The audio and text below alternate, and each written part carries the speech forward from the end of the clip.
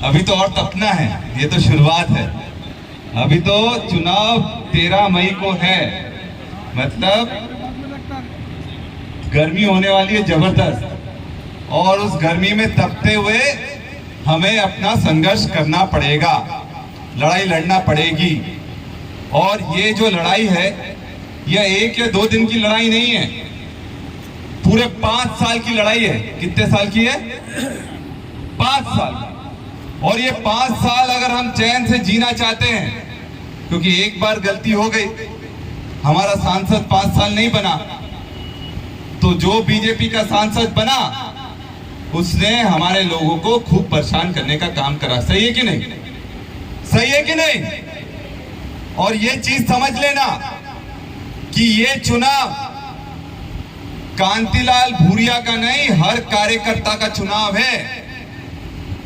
क्योंकि कांतिलाल भूरिया को थानला के नाम से पूरे मध्य प्रदेश में जानते हैं, तो ये आप सबकी इज्जत का सवाल है। और झाबुआ जन्मभूमि थी और थानला कर्मभूमि थी। सही है कि नहीं? तो कर्मभूमि थानला और जन्मभूमि झाबुआ, इन 2 विधानसभाओं का सबसे बड़ी जवाबदारी है कि बम्पर लीड से जो भी रतलाम से गड्ढा होगा उस गड्ढे को भरने की जवाबदारी झाबुआ जिले की है। तो सब लोग पूरी ताकत से मेहनत करोगे कि नहीं करोगे? क्यों, जिताओगे कि नहीं जिताओगे? अगर ऐसे ही ढील पुल का करोगे तो फिर तो हो गई जीत।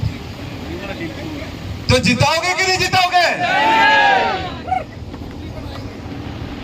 मंत्री बनाएंगे, सही बात है। कांग्रेस की सरकार बनेगी भाई। ये जो बोल रहे हैं 400 पार 400 पार 400 पार, 400 पार नहीं, इनको तो 180 पार भी मुश्किल पड़ रहा है। और यही कारण है कि अरविंद केजरीवाल, हेमंत सोरेन जैसे मुख्यमंत्रियों को जेल में डालना पड़ रहा है। कभी सुना कि चुनाव के पहले मुख्यमंत्रियों को जेल में डाला जा रहा है? ऐसा कभी सुना क्या? कभी नहीं सुना। कल एक बीजेपी वाले के साथ मैं बैठा था, तो बातों बातों में वो भी बोल गया कि यार ये थोड़ा ज्यादा हो गया।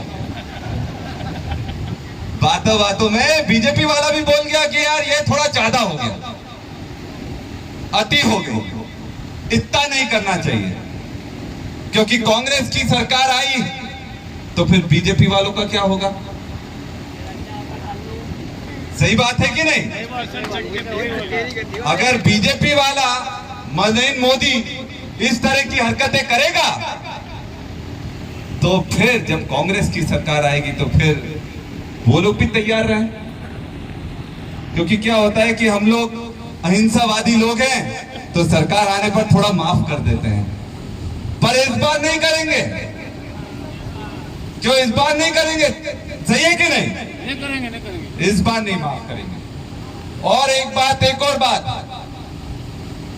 आज मंच पर हमारी सारी बहनें बैठी हैं, माताएं बैठी हैं, हमारे सब कर्मठ कार्यकर्ता नेतागण बैठे हैं, पर जो सबसे बड़ी ताकत है वो ये सामने लोग बैठे, ये हमारी सबसे बड़ी ताकत है, हमारा जमीन का कार्यकर्ता है। और यहां पर मैं मानता हूं जो भी बैठा है हर एक जन वो नेता है। क्योंकि अगर हम भीड़ करने वाली बात होती तो थानला की भीड़ तो जबरदस्त होती है। जो सही है कि नहीं काका, वीर सिंह काका? थानला की भीड़ जबरदस्त होती है।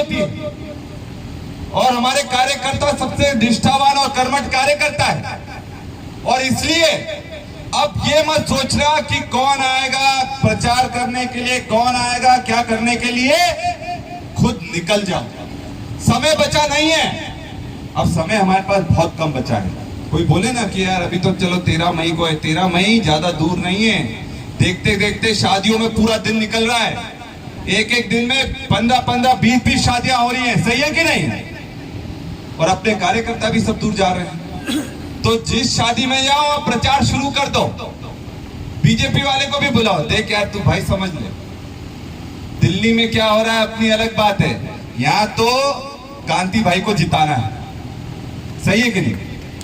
और पता है बीजेपी के कार्यकर्ता भी बहुत निराश हैं। उनका कहना था यार हर बार सांसद अपना झाबुआ जिले से बनता है, अब इस बार पता नहीं अलीराजपुर से किसको टिकट दे दिया, और अलीराजपुर से टिकट दे दिया तो अलीराजपुर जाएगा कौन?